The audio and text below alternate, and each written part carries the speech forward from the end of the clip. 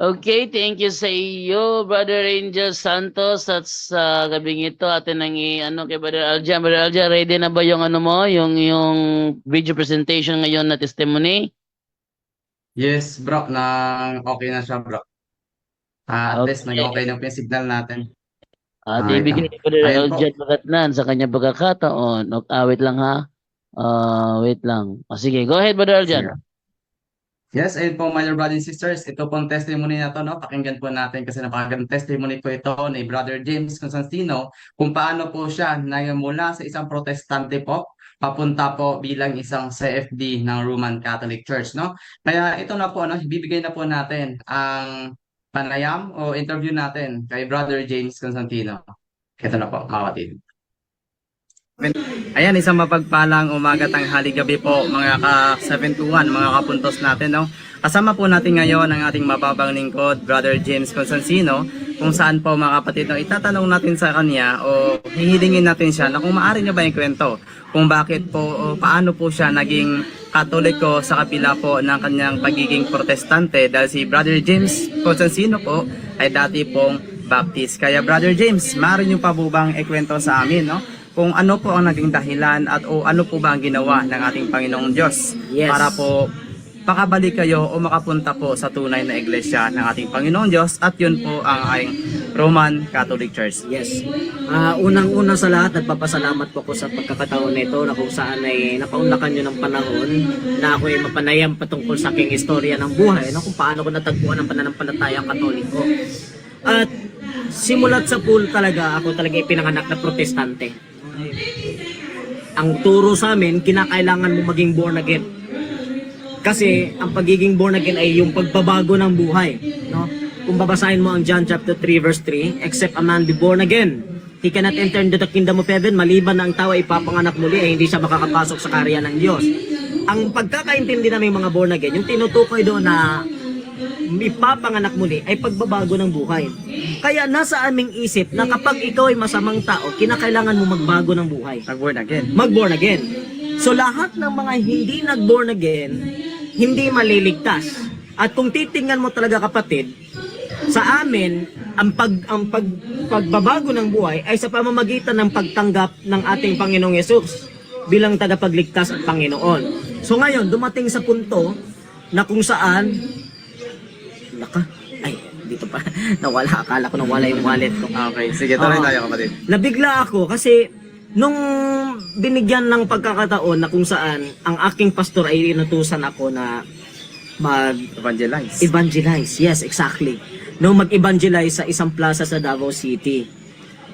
Yun ay tinatawag na San Pedro Cathedral. Sabi niya, Bro James, pwede ka bang mag-evangelize? No? Kasi kilala ako ng pastor ko na talagang magaling sa evangelization. Sabi ko, Pastor, sige, anong gusto mo mangyari? Sabi niya, mag-recruit ka ng pinakamaraming Katoliko hanggang sa kailan mo, hanggang sangsang mo kaya. Pinakamarami at most possible ang marirecruit mo ay mga batang Katoliko, mga youths, no, mga kabataan. So at that point, I was preparing myself to go in plaza to do evangelization. Nung nakita ko, sabi ko, sige, mag-evangelize ako.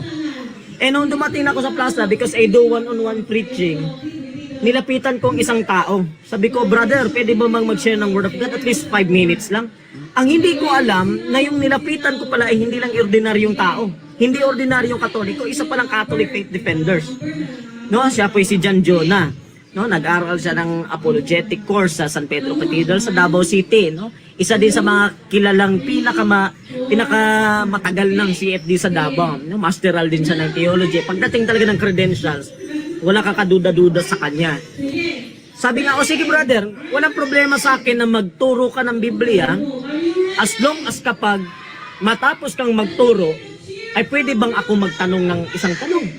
Yan na, yan na maganda, no? Yun ang maganda. Sabi ko, okay naman, isang tanong lang naman pala eh. Wala namang problema doon sa magtatanong. Pero nabibigla ako kasi nung born again pa ako, kapag may nagtatanong, talagang takot na takot ako. Ewan ko kung bakit. Hindi ko alam kung bakit takot na takot ako kapag may nagtatanong sa akin matapos ako mag-evangelize. Pero naging Katoliko ako, naghahanap na tuloy ako ng mga magtatanong. Yung mas malalim na katanungan. Yung mas malalim pa na katanungan. So makikita mo talaga na the Holy Spirit works and helps you to give knowledge and wisdom. na upang ikaw ay magkaroon ng mga kasagutan sa mga katanungan ng mga taong gustong matuto sa ating pananampalataya. Sabi ko, sige brother, walang problema kung anong tanong yan, pero kinakabahan ako noon. Kinakabahan ako noon. Kaya sabi ko, sige brother, anong tanong mo? Sabi niya sa Matthew chapter 16 verse 18, Christ said, "You are Peter, and upon this rock I will build my church, and even the gates of hell shall not prevail against it." So Christ established only one church. Kasi sinabi naman niya, I will build my church. He did not say, I will build my churches. So the question is, which is which? Saan ba o alin ba ang iglesia na itinayo ni Kristo? Kaya doon ko nakita na nung itinanong sa akin ng tao na yon, si Sir John Jonah, nung tinanong niya aling iglesia, hindi ko talaga nasagot kasi hindi ko talaga alam kung anong iglesia yon. Kasi nag-iisa lang yung tinayo Yes. ng ating Panginoon Hesus Kristo. Tapos nasa isip na sa akin, may born again, may iglesia ni Kristo, may Baptist, may Methodist, may Pentecostalism, may tinatawag na Lutheran, Protestant, lahat ang dami. Ang dami. May Baptist nga marami, may Bible Baptist, may Anabaptist, may doon sa amin sa Davao may Mount Apo Baptist pa. Akalain mo pa nga Mount Apo Baptist. Ang Mount Apo binautismuhan na anong klase 'yon? Ang Mount Apo Baptist, ang daming mga relihiyon ngayon. The question is, sa dami ngayon ng relihiyon, aling iglesia? Saan ba doon ang totoo? Saan ba doon ang totoo? Kaya doon ako medyo tumahimik kasi hindi ko alam anong sagot.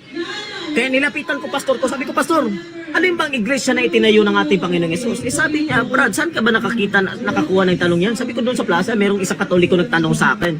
Sabi niya, huwag ka nang bumalik sa plaza kasi mga demonyo yung mga nandoon. Nakalain mo, nanghihingi ako ng sagot pero hindi niya mabigay ang sagot. Instead, ang ginawa niya, inatake pa niya yung nagtatanong sa akin. Minasama niya. So ngayon, binaligtad ko ang tanong, sige pastor, hindi na lang ako magtatanong kung aling iglesia ang itinayo ni Kristo. Ang tanong ko na lang, itong iglesia na inaaniban ko ngayon, who is the founder of this church? Buti na lang pastor ko umamin. Sabi niya, ako ang may tayo nito. Oo, umamin siya, ako may tayo. Sabi ko, akala ko ba si Kristo ang nagtayo ng iglesia according sa Bible? Kapatid na James, no? Kung okay na sa'yo, maaari nyo bang sabihin? Kung okay lang naman, kung hindi naman, no? Maaari nyo bang sabihin kung sino ang pastor na yan? Yes, wala nang iba, si Pastor Rod Cobos ng Christ Dealer International Missions Movement of the Philippines. Ayun. Oo, bakit sasabihin ko? Kasi kilala naman siya na atake sa Katoliko. No, bakit hindi siya may karapatan siyang magbanggit sa Katoliko pero ako walang karapatan magbanggit sa kanya. Ano 'yun?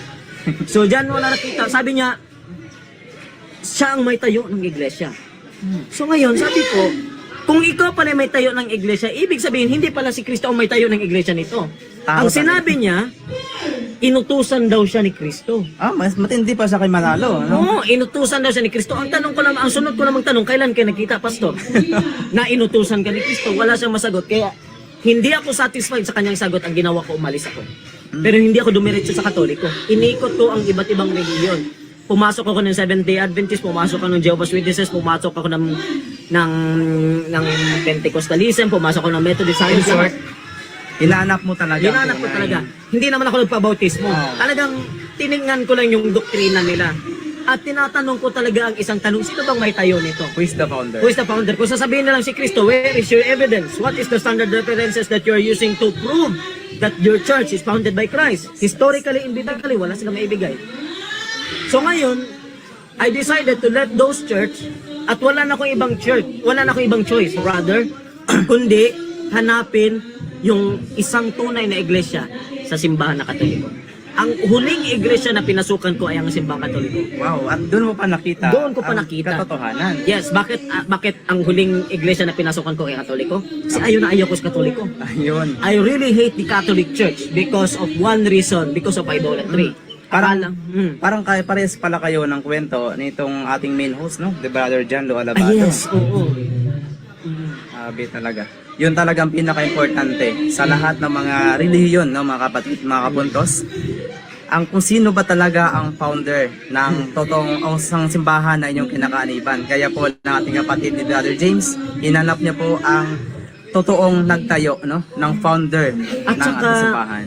kung babasahin natin ang Acts chapter 2 verse 48, napakalina po ng sinabi doon na lahat ng itinayo ng mga tao ay magiging walang kwenta. Tama. So, ibig sabihin, kung ang iglesia na inaaniban mo ngayon ay tayo ng tao, walang kwenta yan. Ay, ayun, narinig nyo ang mga puntos, Hindi no? ako may sabi ha, ang Biblia. Basahin nila Acts chapter 2 verse 48, baka sasabihin nila ako.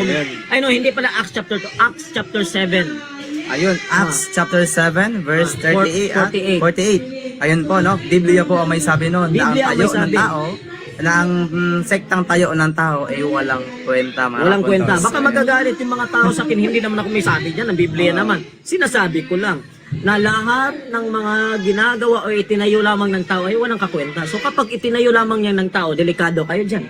Anong gagawin, kapatid? Umalis sila. Ay, umalis na kayo, no? Umalis sila. Kaya nga, hanapin nyo yung tunay na itinayo ng ating Panginoong Hesus. Kumbaga sa akin, nahanap ko, biblically and historically, that the church founded by Jesus Christ is the Catholic Church. Ngayon, it's your turn to find out who is the founder of the church. Bakit napaka-importante ng church founder? Sabi niya, Brad James, pwede naman siguro na iba't ibang simbahan kasi pareho lang naman ang Diyos na ating pinapaniwalaan. Oh, yun ang sabi ng iba. Yan ang sabi ng iba. Hindi po. Kasi kung babasahin natin ang Ephesians chapter 5 verse 23, Christ is the head of the church and the church is His body. Si Kristo ang ulo ng kanyang iglesia at at ang iglesia ay siyang katawan. Tayo naman yung branches. Ayan, branches.